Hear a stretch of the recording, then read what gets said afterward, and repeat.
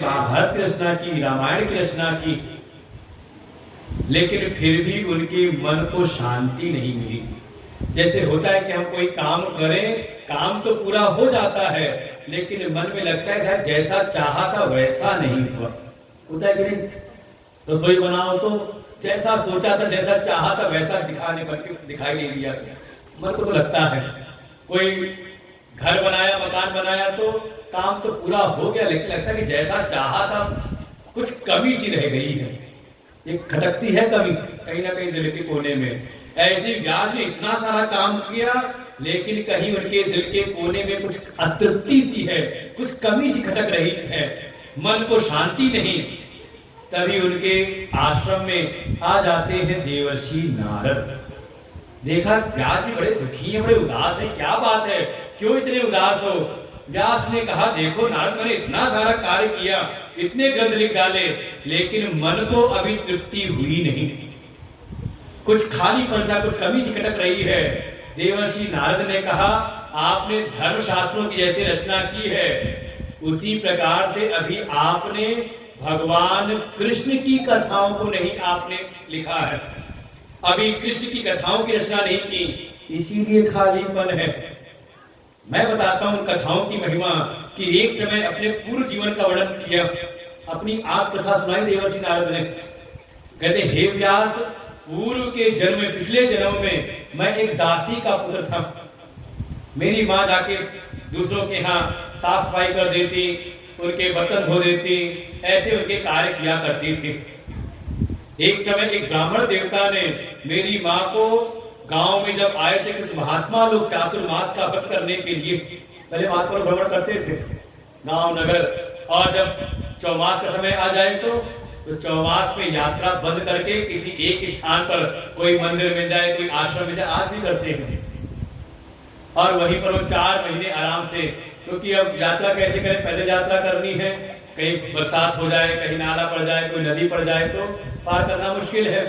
तो एक ही स्थान पर रह करके वो अपना सारा धर्म कर्म करते हैं, और शाम को गांव के लोग आ जाए तो उनको कथा सुनाते हैं। तो ऐसे एक ब्राह्मण देवता ने, नारद कहते, मेरी माँ को उन संतों की सेवा में लगा दिया। मैं भी छोटा सा 5 वर्ष का बालक था, मैं भी माँ के साथ गया था उन संतों के पास में। माँ तो उनके काम करती, उनकी कुटिया की साफ सफाई करती, उनके बर्तन धोती, उनके लिए ईंधन ला करके रखती, और मैं अब छोटा 5 साल का बालक, तो क्या करूं? तो मैं उन संतों के पास बैठ जाता। वो जब संत लोग गांव वालों को कथा सुनाते भगवान कृष्ण की, तो बैठ करके मैं भी कथा सुनता, और जब शांति से बैठ करके कथा सुनता, शोर करके हुए नहीं, हल्ला मचाते हुए नहीं, उछलते कूदते हुए नहीं। जो कथा में आके जो बच्चे शांति से नहीं बैठते तो उनको फिर प्रसाद नहीं देते, फिर आशीर्वाद नहीं देते। तो जब देखा कि ये बालक इतना अच्छा है, कितने प्रेम से कथा सुनता है, शांति से बैठ के कथा सुनता है, कोई कथा में विघ्न नहीं करता, तो संत बड़े प्रसन्न होकर के अपने हाथों से मुझको प्रसाद देते। धीरे धीरे संतों का प्रसाद खाते खाते मेरा हृदय शुद्ध हुआ, और भगवान की कथा में इतनी प्रीति हुई, इतना प्रेम मिला कथा से, संतों का प्रेम मिला, तो 4 महीने लगा जैसे क्षण मात्र में ही बीत गए हों। वो चातुर्मास पूरा हुआ, वो संत तो चल पड़े उत्तर की ओर हिमालय की यात्रा पर, मैं भी पीछे पीछे चल दिया। लेकिन किसी संत ने मुझको देखा, मुझको मना किया, कहा अगर साथ चलना है तो जाकर के अपनी माँ से आज्ञा लेकर के आओ, अगर तुम्हारी माँ आज्ञा दे देगी तो हम साथ लेके चलेंगे। लेकिन माँ ने आज्ञा दी नहीं, कारण एक मैं ही उसका आश्रय था, मेरे पिता थे नहीं, और मेरा ना कोई भाई बंधु कोई नहीं। तो मेरी माँ का मुझसे विशेष स्नेह था, उसने जाने की आज्ञा दी नहीं। तब जाते जाते संतों ने मुझको मंत्र की दीक्षा दी। नमो भगवते तुभ्यं वासुदेवाय धीमहि प्रद्युम्नानिरुद्धाय नमः संकर्षणाय च। ये भागवत की गायत्री मुझको दी। वास्तव में गायत्री मंत्र बहुत महान है। जो गायत्री मंत्र अपने बच्चे बोलना सीखे तो गायत्री मंत्र जरूर सिखाओ, कोई मंत्र सिखाओ, कुछ ना बोल पाए कम से कम ओम नमः शिवाय कराओ, अगर बच्चों का कल्याण चाहते हो। और नहीं तो फिर सिखाओ, गाली करो, जितना सिखाना है। जब बड़ा हो तो उल्टा गाली देवेगा तो समझ में आ जाएगा। भाई जो सिखाओगे वही सुनने को मिलेगा। तो क्या सुनना चाहते हो? बच्चे से गाली सुनना चाहते हो? तो फिर भूल के गाली मत देना घर में फिर, क्योंकि आप जो बताते हो कम सीखता है बच्चा, आप जो करते हो बच्चा ज्यादा सीखता है। संतों ने मत दिया और देवर जो नारद कहते हैं वहीं घर पे रहते, माँ के साथ रहते रहते जैसी पूजा बताई थी वैसे पूजा करता, मंत्र जपता। एक दिन माँ का देहांत हुआ, तब मैं भी निकल पड़ा उत्तर दिशा की ओर, जिस तरफ महात्मा लोग गए थे। चलते चलते बहुत सारे गिरी, गुहा, हिमालय, पर्वत, कुछ जंगल पड़े। एक जगह थक करके मैंने सरोवर में हाथ पैर धोया, कुछ कंदमूल फल खाए और फिर मैं बैठ गया एक वृक्ष के पेड़ के नीचे, ध्यान करते हुए मंत्र का जाप करने लगा। मंत्र का जाप करते करते मन इतना निर्मल हुआ, इतना निर्मल हुआ, इतना एकाग्र हुआ कि भगवान की वही छवि जो मैंने संतों के मुख से सुनी थी वो मेरे हृदय में प्रकट हो गई। अरे जैसे ही भगवान के दर्शन हुए हृदय के भीतर, अरे रोम रोम पुलकित हो गए, रोमांच सा हुआ भीतर। लेकिन जब तक मैं आनंद ले ही रहा था, अचानक वो छवि गायब हो गई। और जैसी वो भगवान की मूर्ति गायब हुई भीतर से, मैं बेचैन होकर खड़ा हुआ, फिर प्रयास किया, बार बार प्रयास किया, लेकिन दोबारा दर्शन हुए नहीं। आकाशवाणी सुनाई दी कि पुत्र, अब इस जन्म में तुम्हें मेरे दोबारा दर्शन नहीं होंगे, लेकिन साधना करते रहना, तपस्या करते रहना, भक्ति करते रहना। अगला जन्म जो तुम्हें मिलेगा तो तुम मेरे प्रिय भक्त बनोगे, मेरे पार्षद बनोगे, तुम मेरे परम सेवक बन जाओगे। और इतना सुन करके देवर्षि कहते, मैं फिर जब तक मेरा जीवन था तब तक मैं भगवान की भक्ति, भगवान का भजन मैं करता रहा। परिणाम स्वरूप धीरे धीरे बड़ी सहजता से शरीर छूटा, कोई कष्ट नहीं हुआ मरते समय, बड़ी सहजता से शरीर छूटा। धीरे धीरे पूरा कल्प समाप्त हुआ, सृष्टि प्रलय हुई, और जब ब्रह्मा ने अगले कल्प में सृष्टि का सृजन किया तो मैं उन्हीं ब्रह्मा से प्रकट हुआ और मैं देवर्षि नारद हो गया। भगवान ने भी मुझको अपना प्रिय सेवक बना लिया, अपना पार्षद बनाया भगवान ने। और आज की स्थिति ऐसी है, जो पूर्व के जन्म, पिछले जन्म में चाह करके बार बार प्रयास करने पर भी भगवान को मुझको दोबारा दर्शन हुए नहीं थे, अब इस जन्म में तो ऐसी कृपा है, मैं जब चाहूं तब भगवान के दर्शन कर सकता हूं। देवर्षि नारद की अबाध गति है, वो एक क्षण संसार में रहते हैं और अगले क्षण भगवान के पास पहुंच जाते हैं। ऐसी सामर्थ्य देवर्षि कहते हैं, वो भगवान की जो मैंने कथा सुनी थी संतों से, वो संतों के आशीर्वाद से मुझको देखो ये दिव्य गति प्राप्त हुई है। लेकिन कुछ चीजें पक्की हैं देवर्षि नारद के जीवन में। कौन कौन सी? का पहला तो संतों का संग, संतों के संग में आकर के सत्संग। फिर जो सत्संग सुना उससे थोड़ा सा संसार के विषयों से आसक्ति कम हुई, ममता कम हुई, और साथ ही साथ जीवन में अनुकूलता प्रतिकूलता सब में भगवान की कृपा का अनुभव। जो पहले कहा था ना भक्ति में, भगवान पर दृढ़ विश्वास, भगवान पर ही विश्वास। दूसरा अनुकूलता प्रतिकूलता सब में भगवान की कृपा का अनुभव। ऐसा भाव उनका बना, प्रबल धैर्य है। एक बार आकाशवाणी हो गई कि अब दोबारा दर्शन नहीं होंगे, फिर भी देवर्षि नारद अपनी पूजा में लगे रहे, छोड़ा नहीं। अच्छा मान लो आपको पता चल जाए कि हम पूजा पाठ तो कर रहे हैं और भगवान के तुम्हारी पूजा का इस जन्म में तो फल नहीं मिलेगा, अगले जन्म में सोचेंगे, क्या करोगे? मन में आएगा अब इस जन्म जब मिलना नहीं कुछ तो फिर काहे के लिए समय खराब करें, चलो दुनियादारी में मन को लगा लिया। छोड़ा नहीं, प्रबल धैर्य है, प्रतीक्षा है। जो भी जीवन में सुख दुख मिलता है उसको आराम से सहन करते हैं, सुख में फूलते नहीं और दुख में ज्यादा कोई किसी की कोई शिकायत नहीं। ऐसा जीवन है देवर्षि नारद का, उनको भगवान की प्राप्ति हुई। लेकिन कारण एक ही, जो उन्होंने संतों से भगवान की कथा सुनी थी। देवर्षि ने कहा अरे व्यास बैठो, तुमको मैं कथा सुनाता हूँ। और व्यास जी को देवर्षि नारद ने सारी ये भागवती कथा सुनाई। ससनिकां भागवतीं कृत्वा अनुक्रम्य च आत्मजं शुकम् अध्यापयामास निवृत्तिनिरतं मुनिः। और व्यास जी को वही व्यास जी के आश्रम में बैठ करके देवर्षि नारद ने पूरी भागवत सुनाई। और सुन करके व्यास जी ने दिन भर जो सुनते हैं, जब समय मिलता है तो उसको धीरे धीरे लिख भी लेते हैं।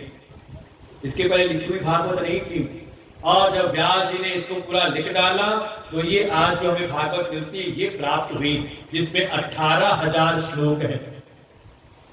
कितने हैं?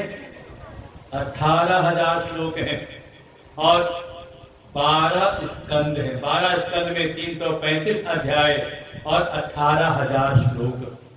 श्रीमद् भागवत ये तैयार होती है, और इसको तैयार करके तो व्यास जी ने किसको सुनाया? कहा व्यास जी ने इसको सुनाया अपने पुत्र सुखदेव जी को। आत्मा रामश्च मुनयो निर्ग्रंथा अभिरुक्रमे कुर्वन्ति अहितु किं भक्तिं इत्थं भूत गुणो हरि। सुखदेव जी जो भगवान के परम भक्त हैं, आत्मा राम है, आत्मज्ञानी है, जिनकी कहीं पर कोई आसक्ति नहीं, किसी से कोई ममता नहीं, ना किसी से राग है और ना किसी से द्वेष है। ऐसे सुखदेव जी को सुनाया ये भागवत स्वयं व्यास जी ने। और फिर सुखदेव जी ने समय आने पर ये भागवत सुनाई राजा परीक्षित को, जो कथा सबसे ज्यादा प्रसिद्ध हो गई जगत में। कि राजा परीक्षित को इस समय शाप मिला, और शाप जब उनको मिला तो चले गए महामुनि सुखदेव जी की शरण में, और सुखदेव जी ने उनको ये सारी कथा सुनाई। तो पूछा ये परीक्षित जी का जन्म कैसे हुआ था, कुछ उनके जीवन की कथा तो सुनाइए। तो आगे कथा सुनाते हैं राजा परीक्षित के जीवन की। श्री कृष्ण गोविंद हरे मुरारी हे नाथ नारायण वासुदेव।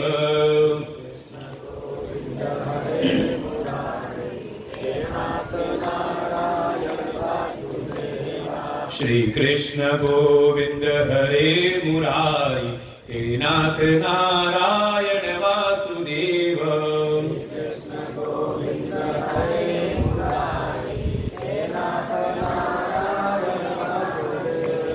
जो भगवान की कीर्तन में भगवान का नाम नहीं लेते ना जोर से, मौनी बाबू बने रहते हैं, तो वो भी जब भगवान से प्रार्थना करते हैं तो भगवान भी मौनी बाबू बन जाते हैं उनके।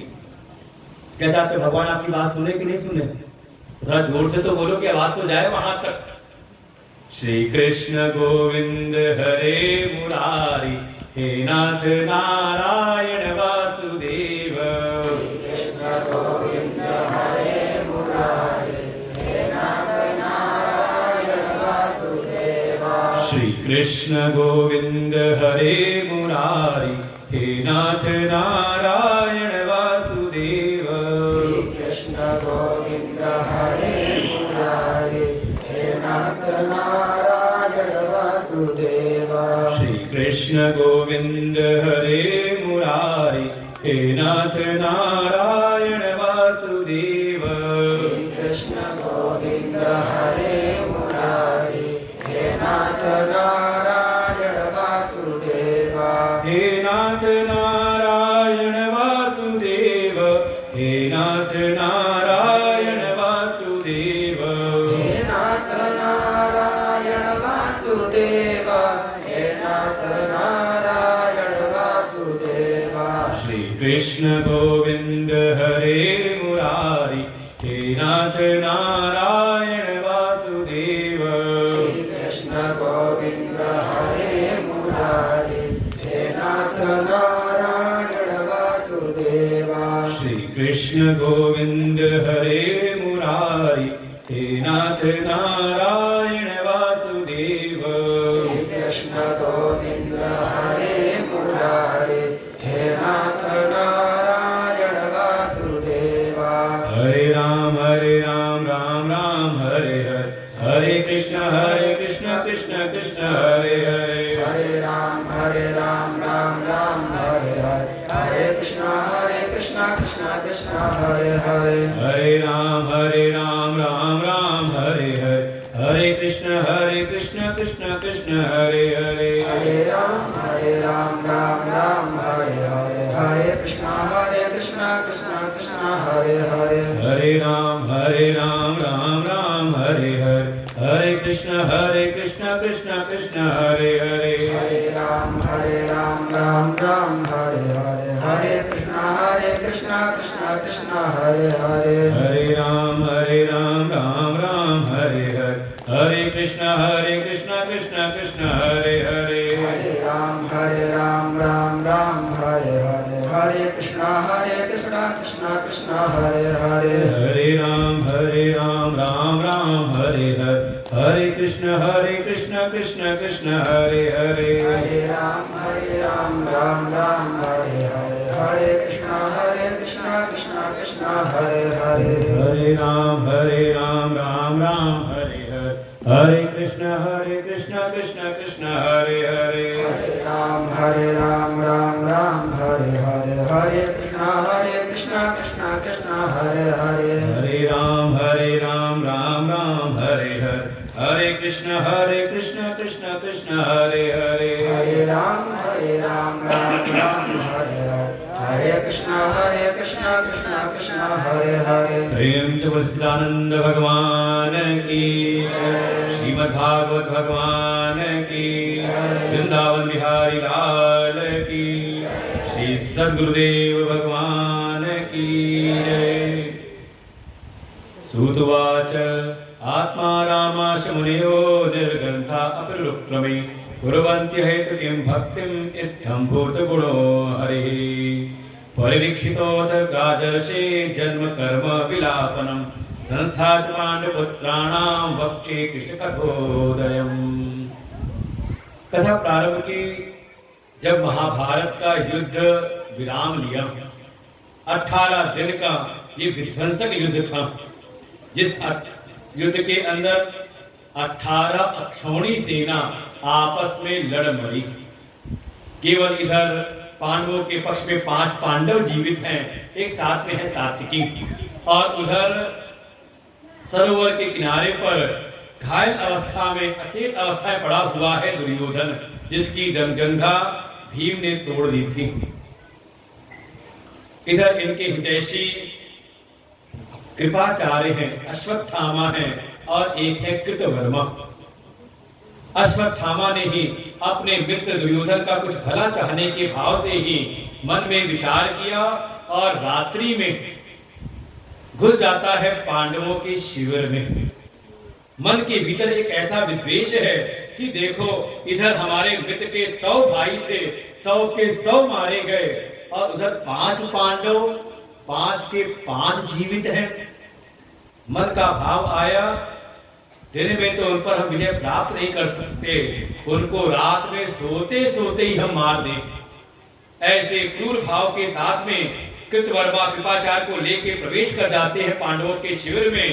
लेकिन जिस पर कृपा हो भगवान कृष्ण की, उस संध्या में ही, रात्रि के पूर्व संध्या में ही भगवान कृष्ण आए पांडवों के पास में कि पांडवों, तुम्हें विजय प्राप्त हुई है, और जब भी इस संसार में कुछ भी उपलब्धि मिले, विजय मिले, पद मिले, तो संभावना होती है अभिमान के बढ़ने की।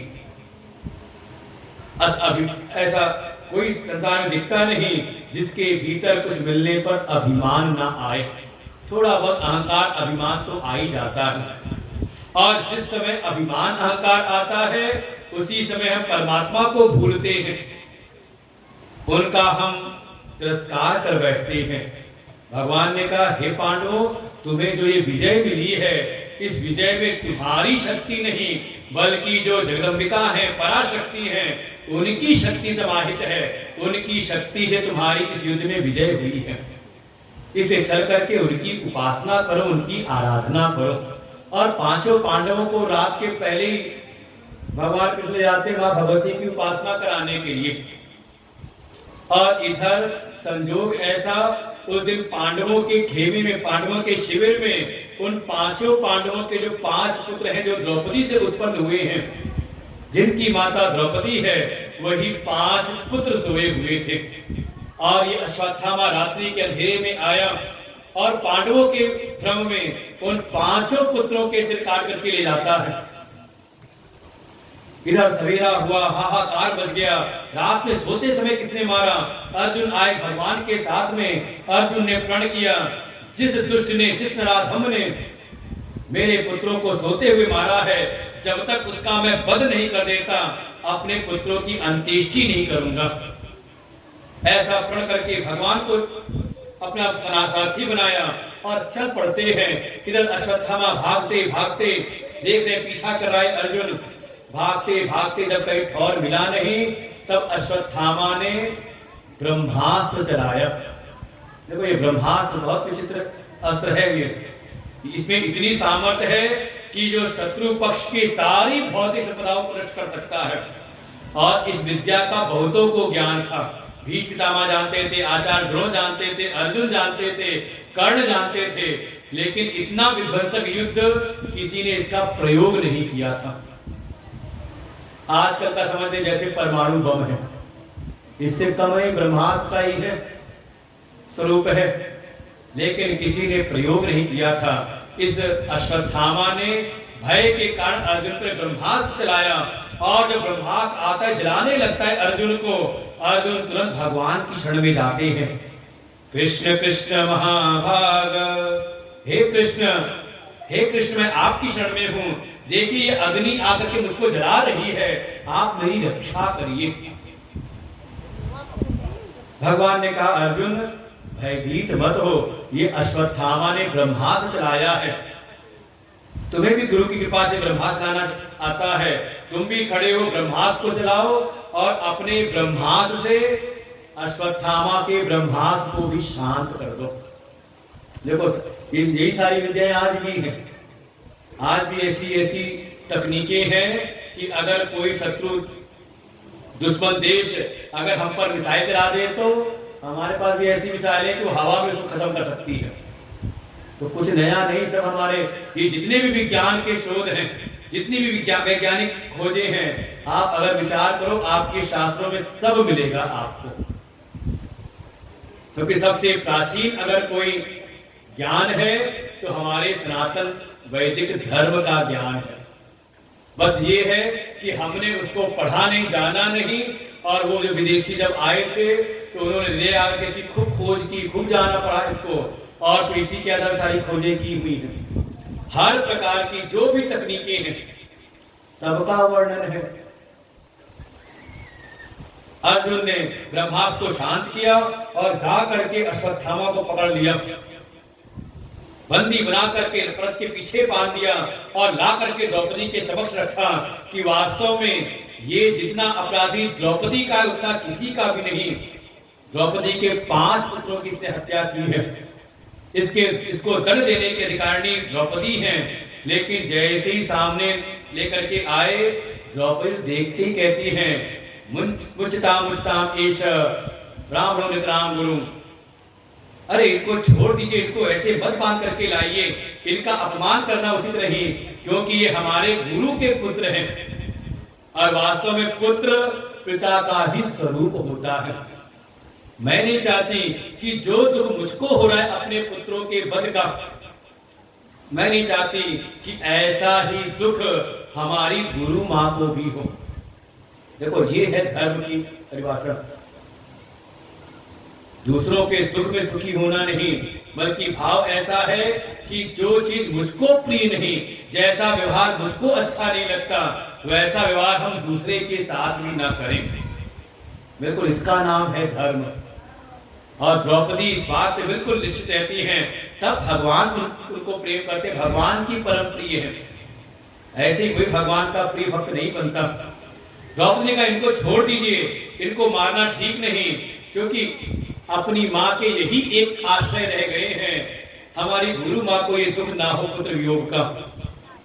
लेकिन अर्जुन ने प्रतिज्ञा की थी, क्या करें, हमने तो प्रतिज्ञा की थी इसका वध करने की, अगर वध नहीं किया तो प्रतिज्ञा टूट जाएगी, क्या करें।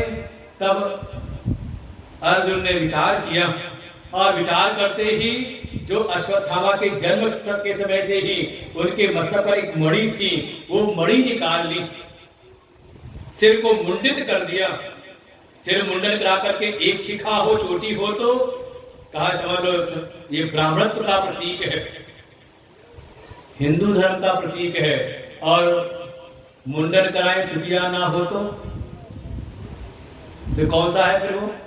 तो हिंदू वाला नहीं है, फिर दूसरे वाला है, उनका नहीं रखी जाती। या तो सन्यासी हो, सन्यासी के शिखा सूत्र नहीं रहता, जब सन्यास लेकर सबका त्याग कर देता है। और या तो दूसरे धर्म वाला, कम से कम हिंदू हो तो कम से कम चोटी वोटी तो होनी चाहिए ना। मुंडन करा दो, चुटिया हो, माथे पे, घर से बाहर में माथे पे चंदन लगा हो, तब तो कहो ना कि भगत है। ये तो पता नहीं क्या कौन है। फिर एक चोटी हो तो ये सम्मान का प्रतीक है। और देखो अगर आप चोटी वोटी रखो ना तो आपको देखो सब सम्मान देते हैं, भले आप पंडित हो ना हो, अरे पंडित जी आए, पंडित जी हैं, भले तो व्यक्ति ही करे, लेकिन सम्मान तो देते, गाली तो नहीं देते ना। इसलिए बिल्कुल रखना चाहिए चोटी सबको। जो भगवान के भगत हैं तो ये इसमें वो एंटीना है भगवान से जुड़ने का, और जिसके नहीं है तो उसका संपर्क जुड़ता नहीं भगवान से। इसे देखो आश्रमों में देखो, मंदिरों में देखो, तीर्थों में देखो, जो भगवान की सेवा में होता है तो अपना संपर्क जुड़े रहता है एंटीना लगा करके, और जिसके नहीं है तो हाँ बहुत जरूर रखना। बिल्कुल एक चोटी है तो हिंदू धर्म का प्रतीक, ब्राह्मणत्व का प्रतीक है।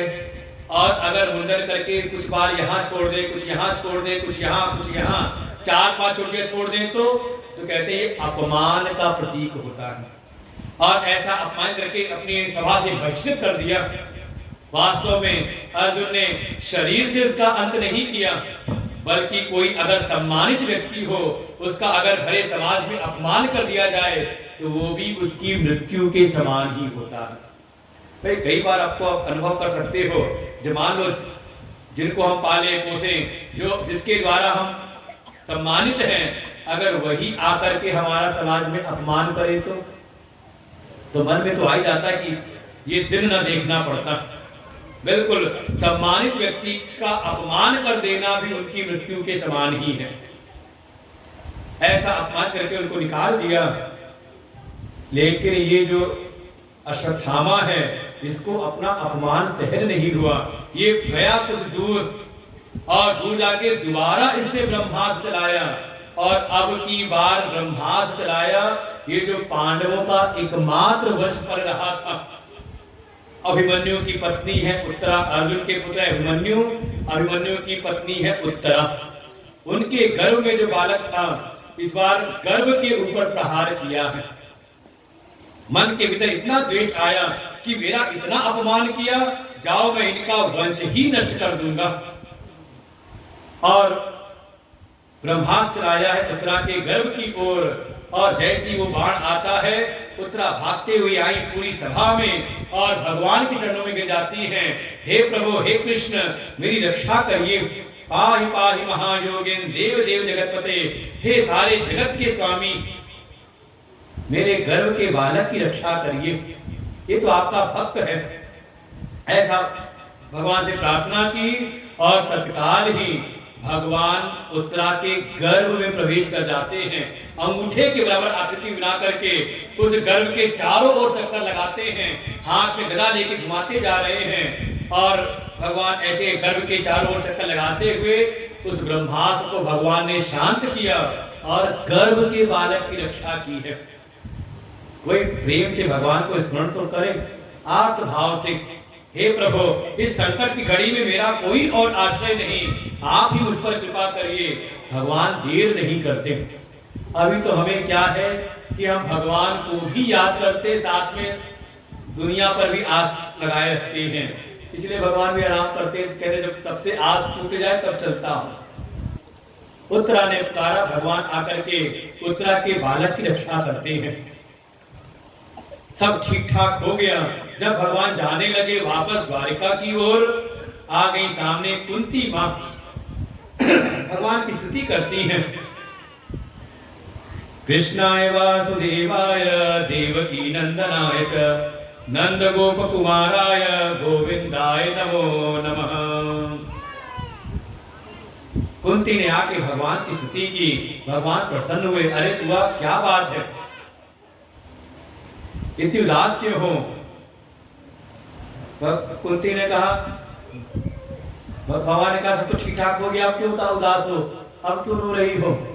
कुंती माँ कहती है, प्रभु सब ठीक कहा, सब ठीक हुआ तो आप जा रहे हो। वास्तव में जीवन में सुख तो तब है जब परमात्मा का सानिध्य मिले। भगवान ने कहा फिर ठीक है, कोई वरदान चाहते तो वरदान मांग लो, जो कहोगे सो दूंगा मैं। जब ऐसी बात कही तब कुंती माँ ने जो वरदान मांगा है, विपदा संतु न शश्वत तत्र तत्र जगद्गुरो भवतो दर्शनम यस्यात् पुनर्भव दर्शनम।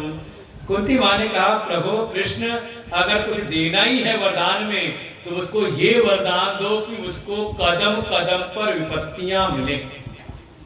और जितने सब खड़े थे सुन के बड़े अचंभित हुए, ये क्या मांग रही है? पूरा जीवन तो विपत्तियों से घिरा रहा, अब कुछ ठीक ठाक हुआ जो दोबारा विपत्ति मांग रही है। भगवान ने कहा, अरे बुआ क्या मांग रही हो, विपत्ति? कुंती माँ कहती है, प्रभु वास्तव में जीवन में जो विपत्तियां हैं वो विपत्ति नहीं, वही तो जीवन में संपत्ति है।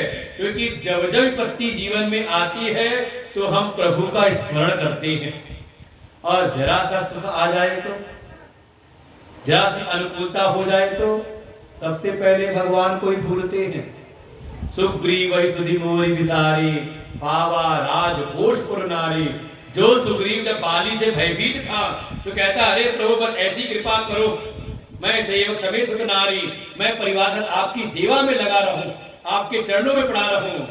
और जहां भगवान ने बाली का वध किया, राज मिल गया, सत्ता मिली, कोष मिला, परिवार मिला, उसके बाद सुग्रीव भगवान को ही भूल जाता है।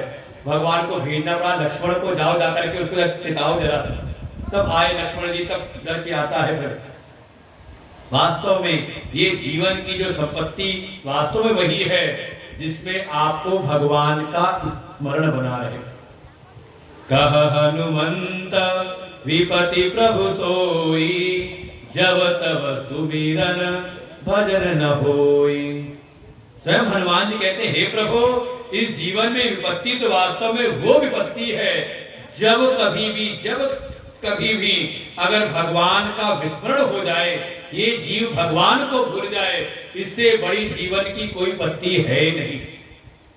इसलिए ऐसी हर परिस्थिति जिसमें भगवान की स्मृति बन जाए, जिसमें भगवान का स्मरण हो जाए, वास्तव में वो विपत्ति नहीं, वही जीवन की संपत्ति है।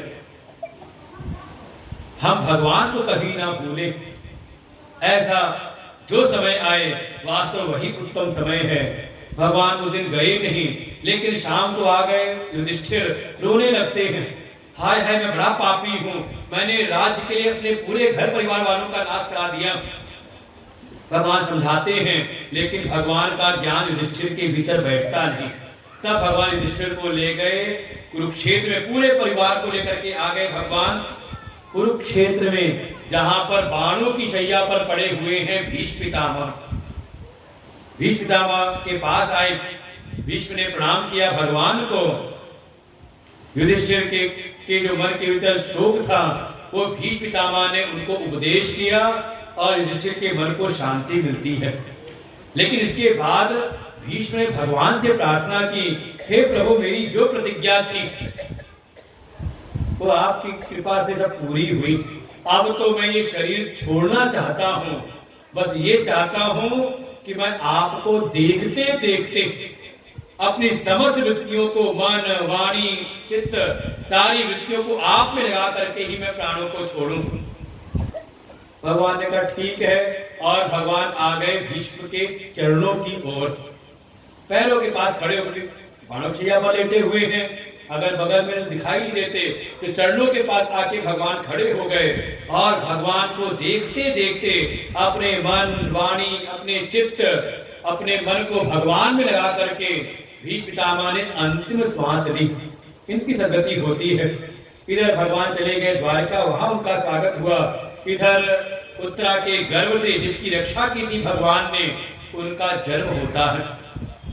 सारे जो कुल गुरु हैं, पुरोहित हैं, वो आए, उन्होंने उनके भाग का वर्णन किया, उनके भविष्य का वर्णन किया, इनका नाम रखा और नाम रखा कि जिस बालक की रक्षा करने वाले स्वयं भगवान विष्णु हो, उस बालक का नाम रखा विष्णुरात, जिनके रक्षक स्वयं भगवान विष्णु हैं।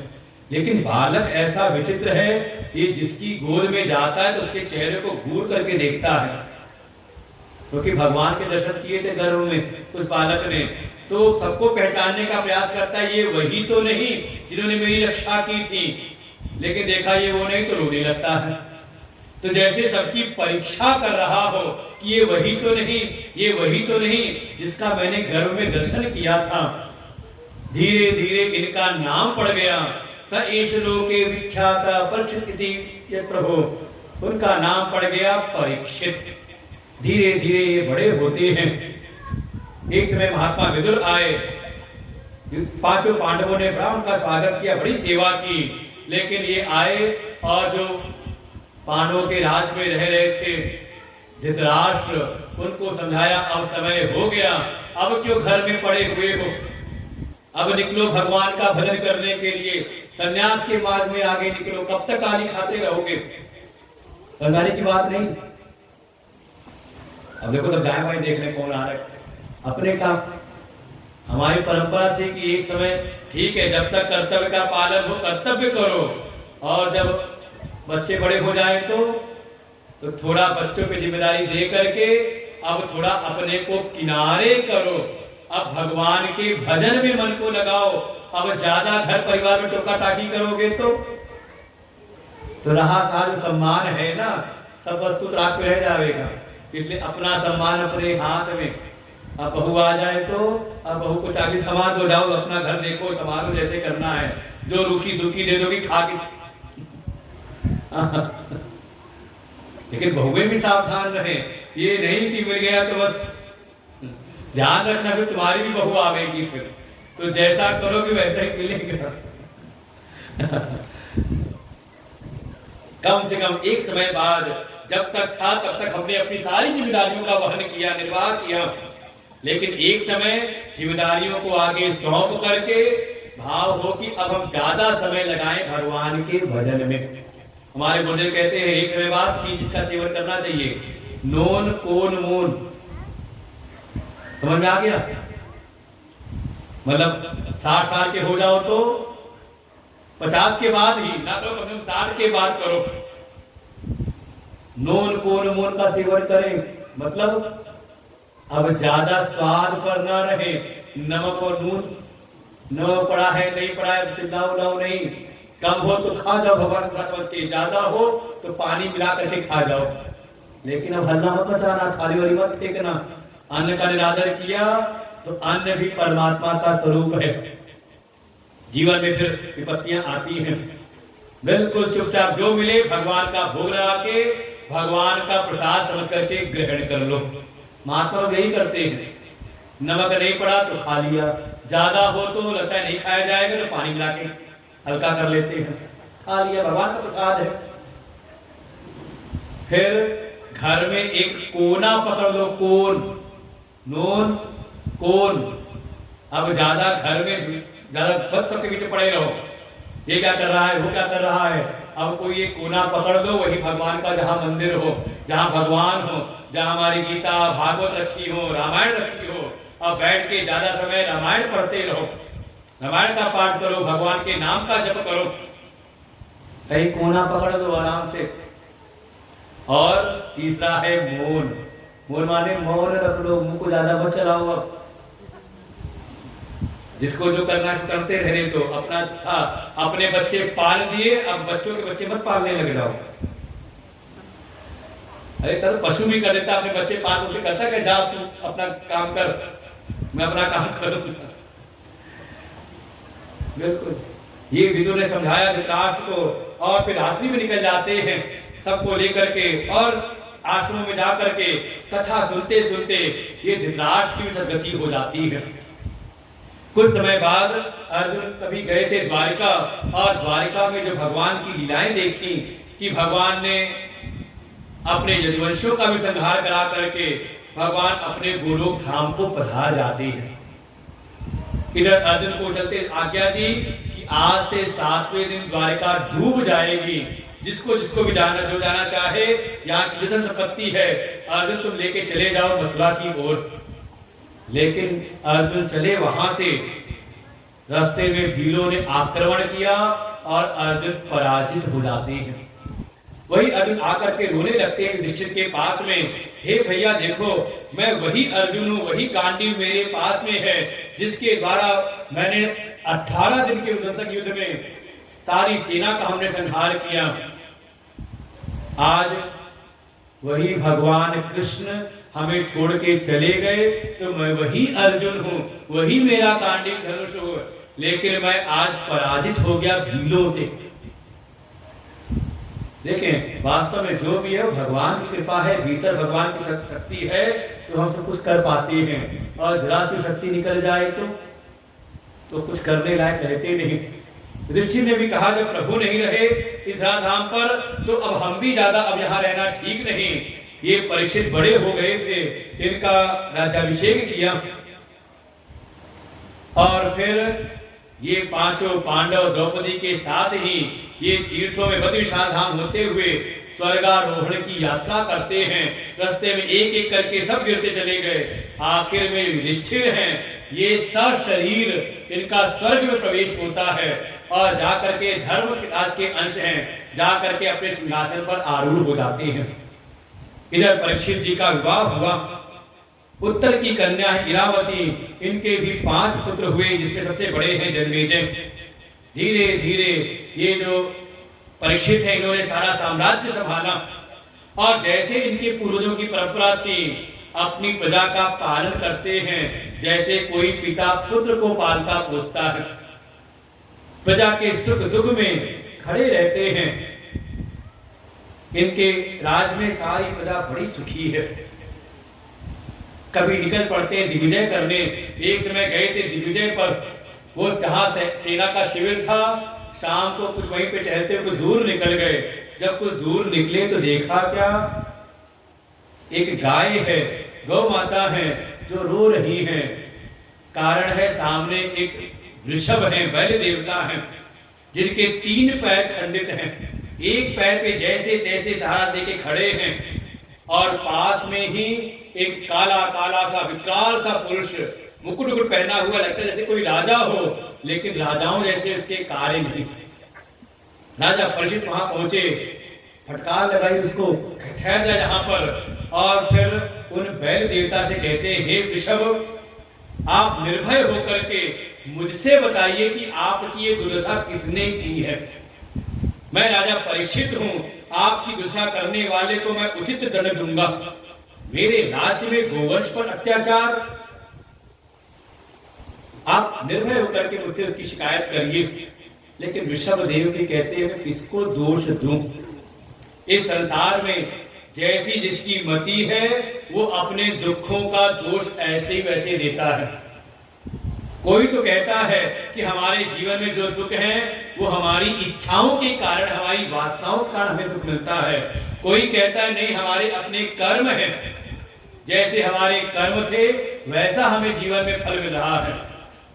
कोई कहता है नहीं, देवता दुख देने वाले हैं, कोई कहता है ग्रह दुख दे रहे हैं, कोई कहता है ईश्वर के कारण हमें दुख मिल रहा है।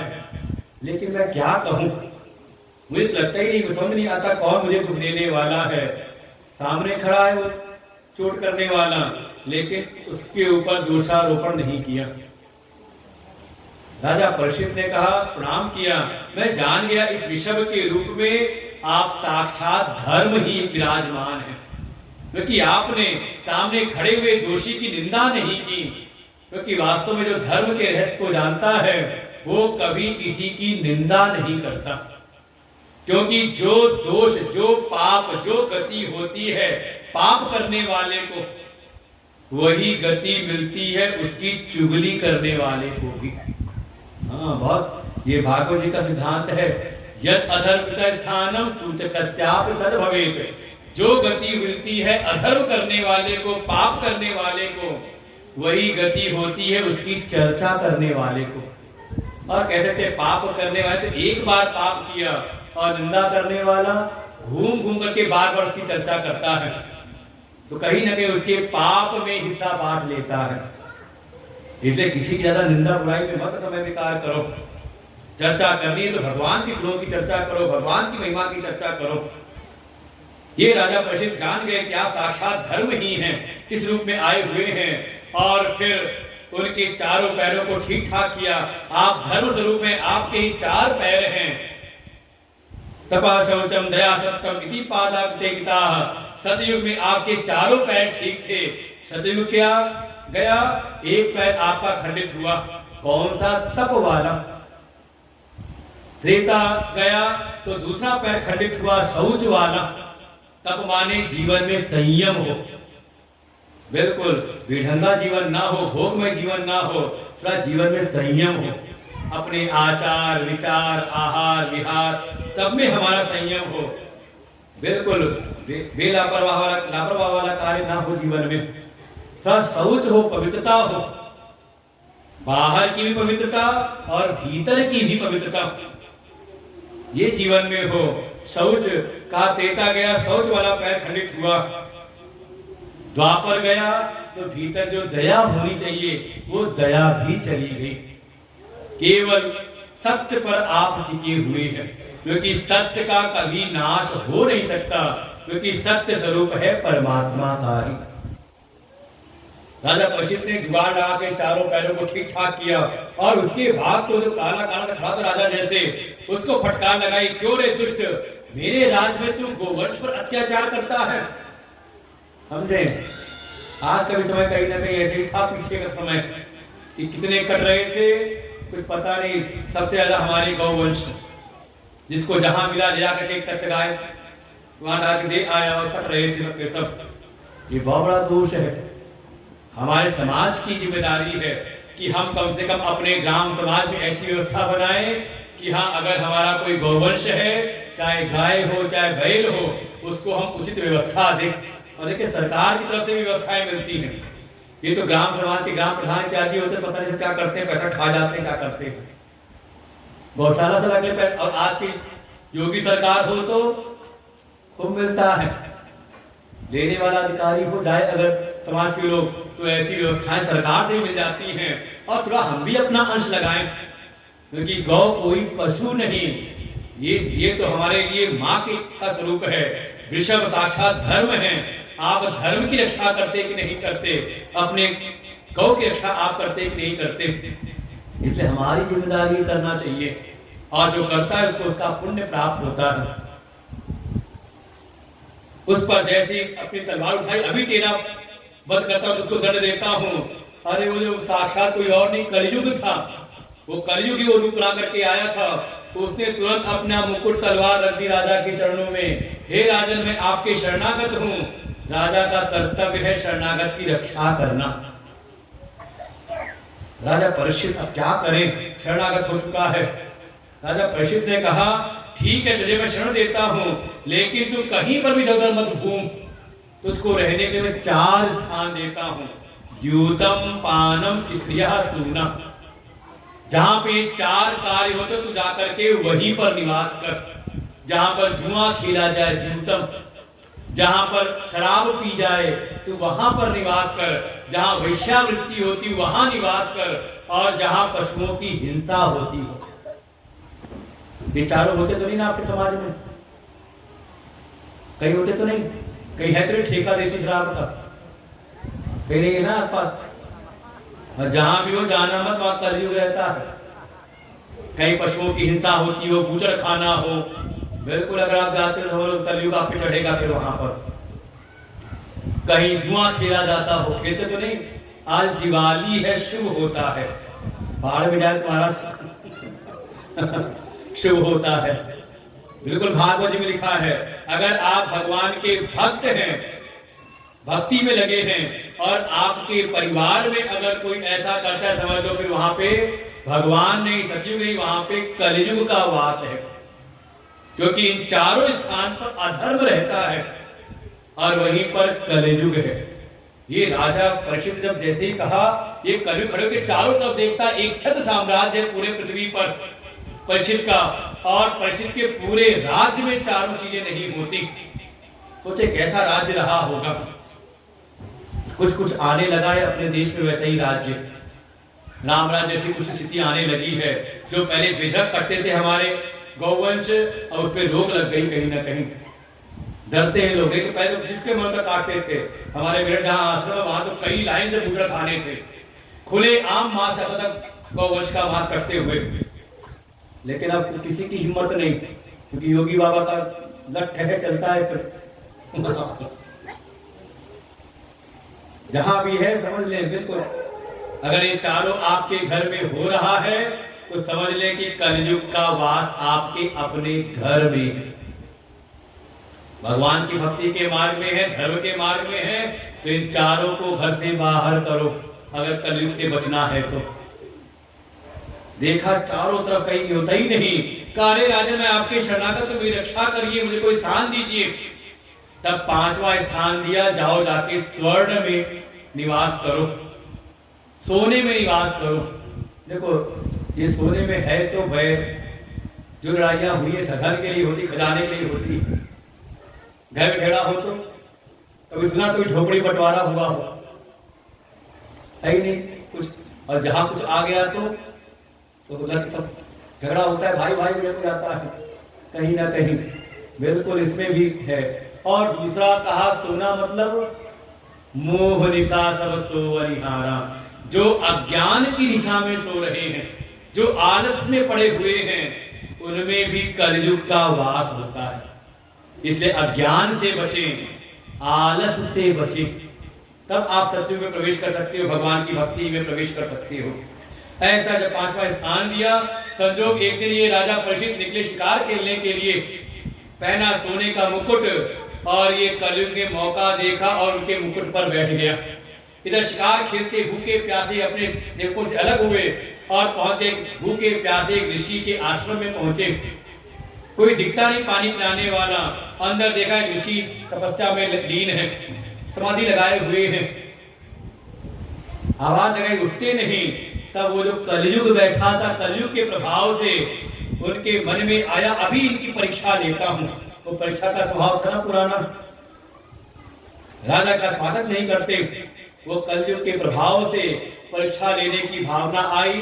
एक मरा हुआ सांप उठाया बाण से और उनके गले में डाल दिया, लेकिन समाधि से उठे नहीं। तब निराश होकर परीक्षित वापस लौटे। लेकिन ये सारी घटना जो घटित हुई थी, किसी ब्रह्मचारी ने क्या करके बताया, इन्हीं शमीक ऋषि के पुत्र हैं श्रृंगी ऋषि, जो पास में ही कौशिकी नदी में स्नान कर रहे थे।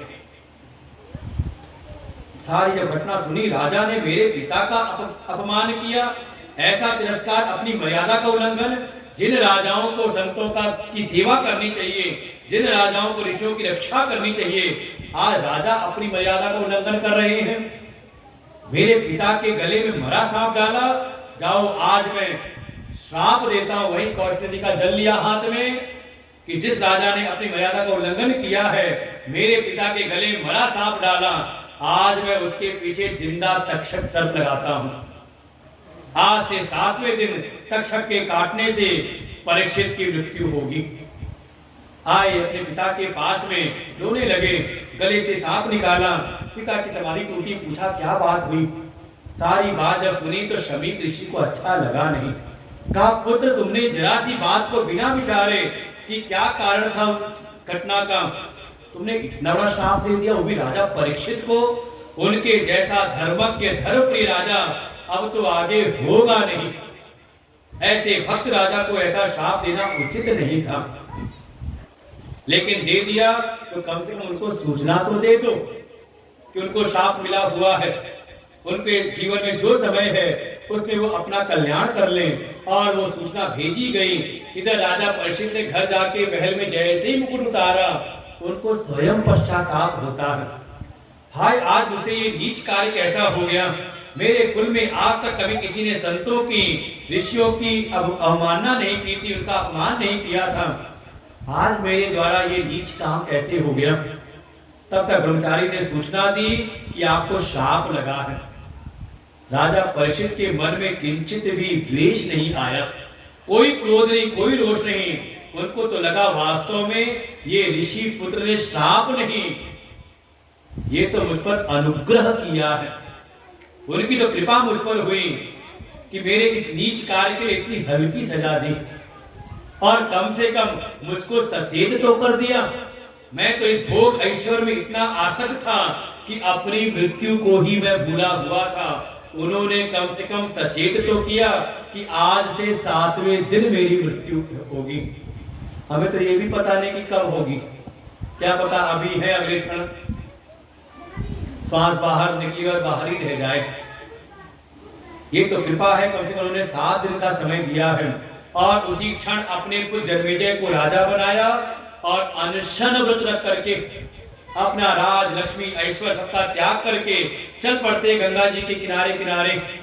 कोई ऋषि मुनि मिलते उनको प्रणाम करते, उनसे बस एक ही बात पूछते, जिसके पास केवल 7 ही दिन हो वो कैसे अपने जीवन का कल्याण करे। बड़े बड़े ऋषि मुनि सब एकत्र होने लगे और वही ऋषियों की सभा में आगमन होता है महामुनि सुखदेव जी का। बोले सुखदेव भगवान की। राजा परीक्षित ने उनको दंडवत प्रणाम किया, उनको आसन पर बैठाया और उनसे प्रार्थना की। अतः पृच्छामि संसिद्धिं योगिनां परमं गुरुं पुरुषस्य यत् कार्यं म्रियमाणस्य सर्वथा यत् श्रोतव्यम् अथो जप्यं यत् कर्तव्यं विधि प्रभो स्मर्तव्यं भजनीयं वा ब्रूहि यद्वा परयम्। हे प्रभु, आप तो योगियों के भी परम गुरु हैं, परम सिद्ध हैं, आप साक्षात भगवत स्वरूप हैं। आपने कृपा की कि मुझ पापी को अपने दर्शन दिए। हे सुखदेव भगवान, मुझ पर कृपा करिए। मैं केवल ये जानना चाहता हूँ कि जिसको अपनी मृत्यु का पता चल जाए कि हाँ मैं मरने वाला हूँ, आज से 7वें दिन मेरी मृत्यु है, उसका परम कर्तव्य क्या है, वो क्या करे, किसका जप करे, किसका श्रवण करे, किसका भजन करे, किसकी सेवा करे, किसका त्याग करे। तो आप तो कोई नहीं है ना मरने वाला, कोई नहीं है ना, सब अमर होना पक्का, हमेशा रहने वाले। तो वास्तव में हमारे लिए पूछा है, जो व्यक्ति सर्वथा म्रियमाण है, मरणासन है, अरे उनको तो पता था 7वें दिन, हमें तो ये पता नहीं कौन सा 7वां दिन है। रविवार सोम मंगल बुध बृहस्पति शुक्र शनि 8वां दिन है किसी के पास कोई? यही पता ये 7 दिन में कौन सा 7वां दिन। तो जिसको भी लगे कि हाँ एक दिन मुझको भी जाना है, ये शरीर छूटेगा, तो उसका परम कर्तव्य क्या है, वो क्या करे, किसकी कथा सुने, किसका जप, किसका भजन, किसका स्मरण, किसका त्याग करे। सुखदेव जी ने कहा बैठो बैठे तुमको मैं सुनाता हूँ। वास्तव में वरीयानि ते प्रश्न तो लोके तो विपः तस्मात् भारत सर्वात्मा भगवान ईश्वरो हरि श्रोतव्य कीर्तव्यश्च स्मर्तव्य स्थावयम् एतावान् तां योगाभ्यां जसधर्म परिनिश्चया जन्मलाभ परम पुंसाम् अन्ते नारायण स्मृति। महामुनि सुखदेव ने कहा हे राजन आप बैठिए, मैं आपको बताता हूं। जिसको भी अपनी मृत्यु को सुधारना हो, जीवन तो जैसा था हमारा बीत गया, कम से कम हमारा मरण ना बिगड़े, हमारी गति ना बिगड़े। जो अपनी मृत्यु को सुधारना चाहता हो अपने अंतिम क्षणों में, वो तो सर्वात्मा प्रभु श्री हरि की कथा का पहले श्रवण करे, पहले उसको सुने, फिर जो सुनाए उसका फिर भीतर चिंतन करे और निरंतर उन भगवान का स्मरण करे। ऐसा स्मरण हो कि मृत्यु शैया पर भी हमें उनका स्मरण बना रहे। जन्म लाभ परम पुंसाम अन्ते नारायण स्मृति। यही मनुष्य जन्म का परम लाभ है कि हमारा जीवन ऐसा हो कि हर क्षण भगवान का स्मरण हो और अंतिम समय में भी शरीर छोड़ते समय भगवान का स्मरण हो जाए। यही समझ लो सबसे बड़ी कमाई है। अगर जीवन पर्यंत स्मरण नहीं किया, जीवन पर्यंत दुनिया में मन को लगाए रखा रहा, तो आखिरी क्षण में भगवान का नाम नहीं आता, जिसमें अपने मन को लगाए हुए वही आता है आखिरी क्षण में, और जिसका याद करके शरीर छोड़ा तो वही गति होती है। पता नहीं आखिरी समय प्राण छूटे छूटे कुत्ता याद आ गया तो क्या बनोगे फिर? कहीं ऊपर छिपकली दिखाई देगी छत पर तो छिपकली गिरी और प्राण छूट गए, क्या बनोगे? ऐसे ही अंतिम क्षण में अगर मुख से नाम निकल जाए नारायण राम, तो क्या गति होगी? कहा भगवान जिसको प्राप्ति भगवत गति उसको हो जाती है। इसलिए जीवन में ऐसे साधन हो जिससे भगवान का स्मरण बना रहे। भगवान का जो स्मरण है वही हमारे मन को सुधारता है। इदं भागवतम नाम पुराणम ब्रह्म संहितम अधीतवान द्वापरातो चतुर्द्वैपनादाय। सुखदेव जी कहते हैं, हे परीक्षित बैठो, तुम्हें मैं भागवत सुनाता हूं। तुम्हारे पास तो 7 दिन हैं। एक राजा खटवांग थे, सूर्य वंश के राजा, कभी गए थे देवताओं की सहायता करने, देवताओं की विजय हुई। इंद्र ने कहा वरदान मांगो, जो चाहते हो सो मांग लो। खटवांग ने कहा मांगू तो पहले बताओ तो उम्र कितनी बची है, समय कितना है, जीवन कितना है? जितना जीवन हो उतने हिसाब से मांगे। और जीवन पता नहीं हो, 2 साल का ना हो और हम 200 साल की व्यवस्था मांग करके रखे, क्या फायदा? इससे पहले बताओ मेरा जीवन कितना बचा है, आयु कितनी शेष है? इंद्र ने कहा बस पूछो मत, मुहूर्त मात्र बचा है, 2 घड़ी बची है। खटवांग ने कहा जब 2 घड़ी बची तो अब दुनिया को में क्यों मन को लगाना? चले गए हिमालय तक, क्षण हिमालय पर गए, वहीं पर आसन लगा करके अपने प्राण अपान इत्यादि को संयमित किया और अपनी आत्मा में अपने मन को लगा दिया और अपनी आत्मा को परमात्मा से एक करके उन्होंने शरीर का त्याग किया, उनका मोक्ष हो जाता है। सुखदेव जी कहते हैं, हे राजन, अगर कोई अपना कल्याण करना चाहे, कल्याण का इच्छुक हो तो 2 घड़ी भी पर्याप्त है। आपके पास तो 7 दिन हैं। बैठिए, मैं आपको भागवत कथा सुनाता हूं जो हमारे जीवन को ऐसा बना देती है कि अपने सारे कर्तव्य करते हुए निरंतर भगवान का स्मरण बना रहे। काम करते रहो, नाम जपते रहो, ऐसा भीतर भाव हो जाए। और बैठा करके कथा प्रारंभ कर दी, कथा सुनाई, बिल्कुल प्रारंभ किया। सृष्टि के प्रारंभ से ही सृष्टि कैसे होती है ऐसा ही एक समय प्रश्न पूछा था देवर्षि नारद ने अपने पिता ब्रह्मा जी से। देखो भागवत की परंपरा है, पीछे सुना था ना, परीक्षित सुन रहे सुखदेव जी से, सुखदेव जी ने सुना था व्यास जी से, व्यास ने कथा सुनी थी नारद से। तो नारद को ज्ञान कहां से मिला था? तो एक समय देवर्षि नारद गए थे अपने पिता ब्रह्मा के पास में, ब्रह्मा जी ने उनको उपदेश किया था। तो मन में आया ब्रह्मा को कैसे मिला था? तो कहा ब्रह्मा जी भी जिसमें प्रकट हुए थे, भगवान नारायण के नाभि से कमल निकला, पुष्प जब खिला तो उस पर प्रकट हुए ब्रह्मा। मैं कौन हूं, कौन मेरे जनक हैं? जब इस खोज में निकले कोई पता चला नहीं, तब उसी कमल के ऊपर उन्होंने तप किया, 1000 दिव्य वर्ष तक तप किया। स्वयं भगवान नारायण ने उनको दर्शन दिया कि तुम्हारे तप से मैं प्रसन्न हुआ हूं, अपने लोकों का दर्शन कराया और आज्ञा दी ब्रह्मा तुम्हारी उत्पत्ति हुई है सृष्टि का सृजन करने के लिए। तब ब्रह्मा ने कहा प्रभु आपकी आज्ञा शिरोधार्य है, लेकिन कम से कम बुद्धि में ज्ञान तो हो, कोई भी कार्य करना हो तो उसकी समझ तो होनी चाहिए। तो कम से कम मैं जानूं तो कि आप कौन हैं, आपके स्वरूप को मैं जानूं, फिर आपकी माया को, क्योंकि माया को ध्यान करना पड़ेगा सृष्टि बनाने के लिए, तो मैं माया को भी समझूं, इस जगत के स्वरूप को भी मैं जानूं और इस जगत में आपकी प्राप्ति कैसे होती है, आपकी कभी विस्मृति ना हो, इसका उपाय क्या है। 4 प्रश्न पूछे और स्वयं ब्रह्मा को भगवान नारायण ने भागवत का उपदेश मात्र 4 श्लोकों में किया और इसका नाम है चतुश्लोकी भागवत। इन 4 श्लोकों को अगर पाठ करे तो उसको पूरे 18,000 श्लोकों के पाठ का फल मिलता है।